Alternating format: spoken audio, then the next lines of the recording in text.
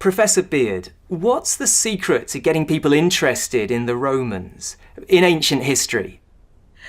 Well, you have to go about it the right way, really. And I think that perhaps starting from rather arcane and difficult bits of literature isn't the right way. But one thing that you see in Britain is one thing that we know is that an awful lot of our culture and our geography and our place names and so on are actually formed by the Romans. You ask somebody, why do you think so many English place names end in Chester or Castor? Manchester, Doncaster. And they'll often say, I don't know. And then you say, that's because that bit Castor is from the Latin for military camp. And every place that ends Castor or Chester once had a Roman fort on it.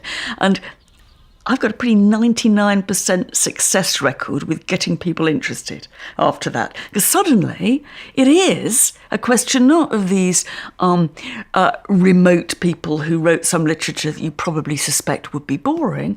It's the people who formed the geography of our country and much of Europe. Why is London the capital of Britain? It's because the Romans made it so. What do you think we can learn from Roman history? In political terms, many of the issues and questions and dilemmas that we face now were faced by the Romans, and in many ways we're still thinking about and using their answers.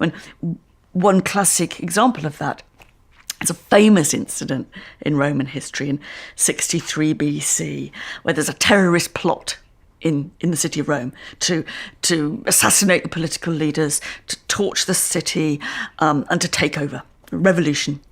And that plot is discovered by one of the most famous Romans of all, Marcus Tullius Cicero, the great orator and wit of Roman culture. And he discovers the plot, he lays it before the Senate, he then decides to execute the leading conspirators without trial, summary execution. And a couple of years later, he's exiled. Now, in many ways, that's the kind of problem we're still facing with modern responses to terrorism. How far should homeland security be more important than civil rights?